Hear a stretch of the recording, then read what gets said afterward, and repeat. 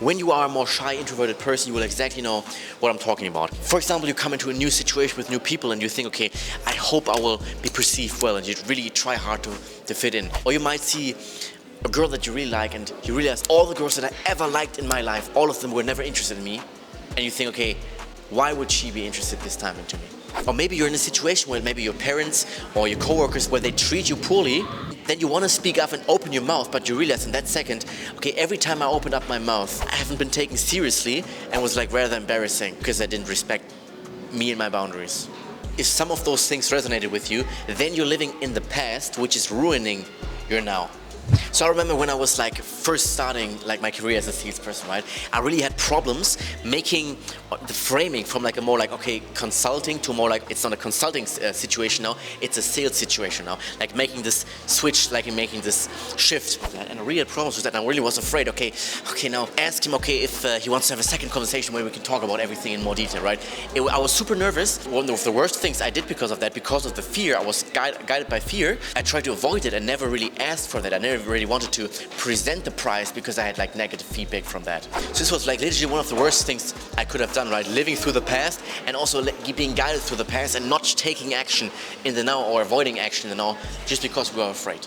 My name is Dennis and I'm building my business in sales right now because I want to live free and travel the world.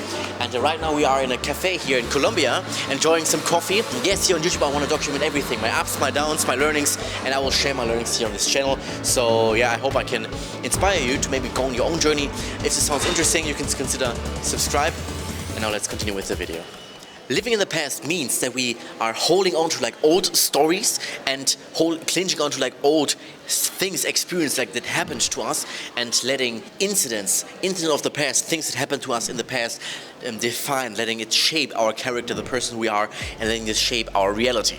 As an easy example, all the people who like rejected me or like reacted negatively to me when I made it like into a sales situation because I did it poorly, right? This created in my mind the reality, I'm not a good salesperson, or people do not react well to me. People do not like if I present the price. This was my subjective reality just because of the experiences I made in the past, and this affected also my now, because now I was like, I had a certain expectation for the new course that would come. And when we are constantly living in the past and not letting go of the past, we're also at the same time constantly living in fear, right? Because fear, again, is trying to predict the future and expect a negative outcome.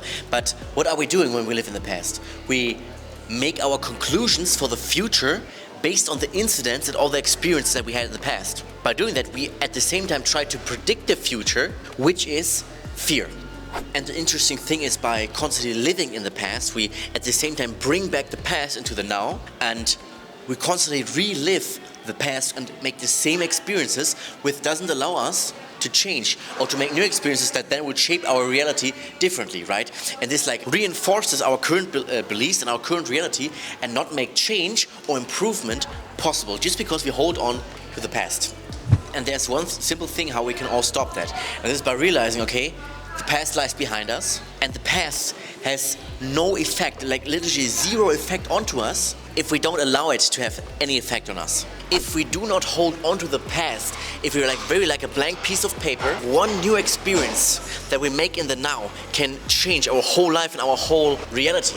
For example, let's say you were like, as a guy, rejected like many times by a woman, right? So this could create the reality if you live in the past and hold on to the past and all of those reactions that girls don't like you. And then you see a girl and you're like, okay, she's cute, I want to go to her, but all of those rejections are still in your mind because you hold on to the stories of the past. But if you let go of the past, then you realize, okay, all of those thousands of girls that rejected me in the past have zero to do with this girl and has zero to do with her reaction that might or might not happen. I can walk up to her like a blank piece of paper with no expectations and just give my best in that moment in time.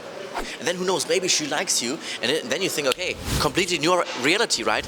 Girls might do like me. Or the same in sales, right? All of the sales calls where people like rejected me or said, okay, no, I don't want to do business with you. This is not interesting enough. You're not good enough. Conversation was really bad, Dennis, whatever. I could let this affect me and say, okay, the next sales call, okay, might be the same. He will reject me. I have to fight and have to close, and now I have to really perform. Or I can say, okay, I let go of this. Do not hold on to the past, because all of those conversations have zero to do with the next person, and the next person might be interested. Let's go into the sales call with a blank mind, with zero expectations, with zero assumptions of what might happen, open and just give my best in that moment in time.